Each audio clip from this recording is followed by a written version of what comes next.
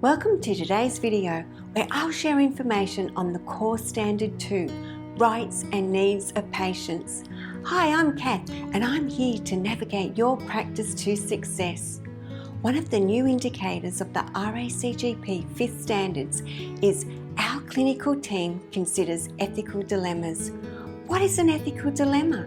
It's making a decision between two possible options. No matter what course of action has been taken, some ethical principle is compromised. There's not always a perfect solution. Every practice will have one or more ethical dilemmas. We are seeing many ethical dilemmas during COVID. The shortage of PPE, less face-to-face consults, patients not being treated for chronic conditions, or delays in surgery. A common ethical dilemma in many practices is when GPs see staff as patients. We meet with our GPs to discuss this issue. Some doctors are comfortable in seeing staff as patients. I highly recommend the staff member's health record to be marked as confidential so only that GP has access. The minutes of the meeting are recorded and uploaded onto our intranet tool Know Now. Another ethical dilemma can be receiving gifts from patients. Our practice policy is we receive gifts up to the value of $50 and we receive on behalf of the practice.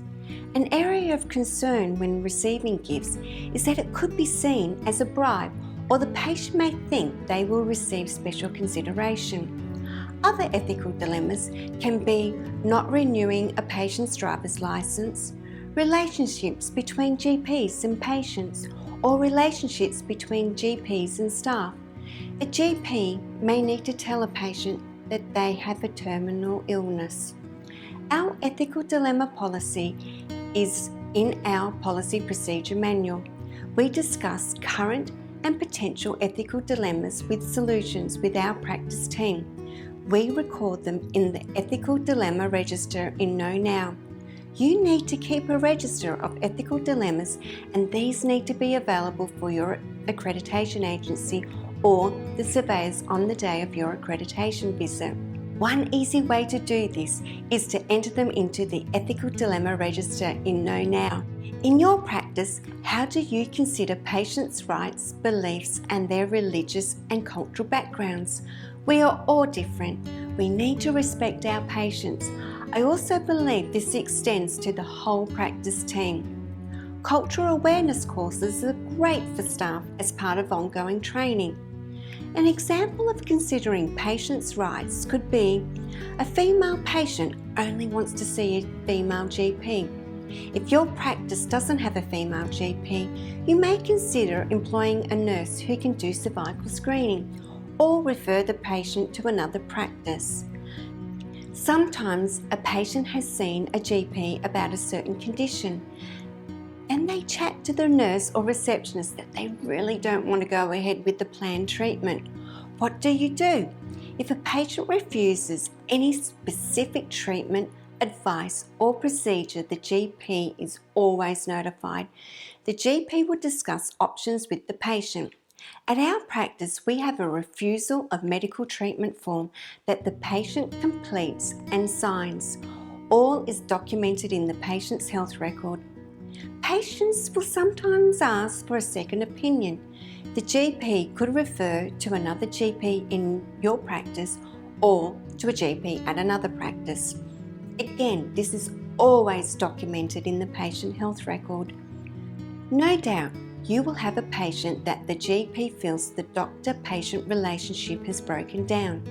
The GP expresses they no longer want to see that patient, or the patient may be aggressive to staff and the practice decides they will no longer tolerate the patient's behaviour.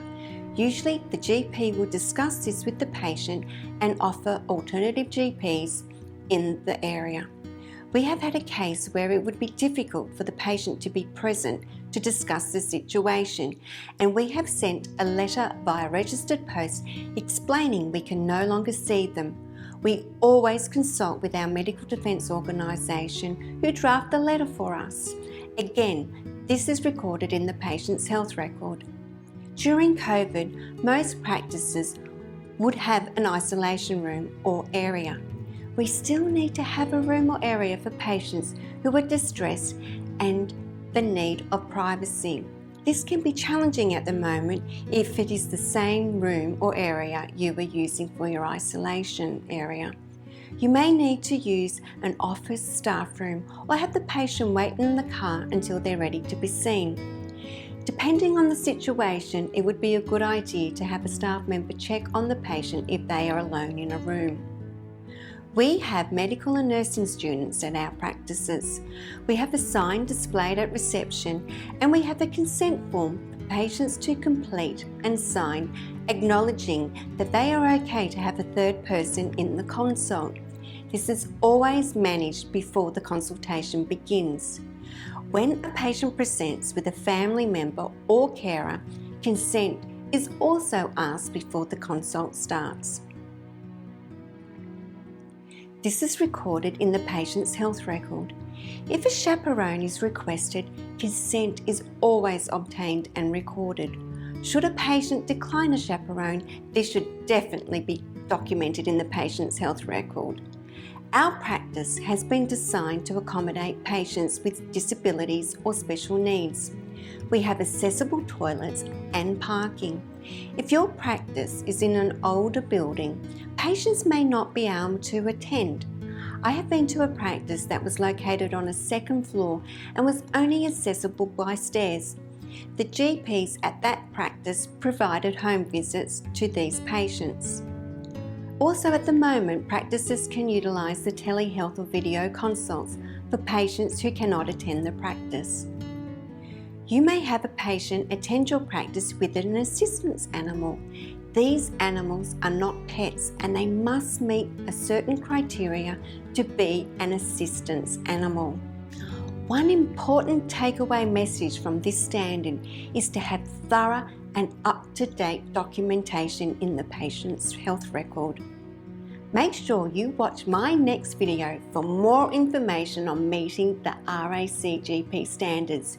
You can also sign up for my monthly newsletter via my website. And why not sign up for a free trial of Know Now to see the handy ethical dilemma register needed for accreditation. Thank you for watching my video and I'll see you at the next one. Bye!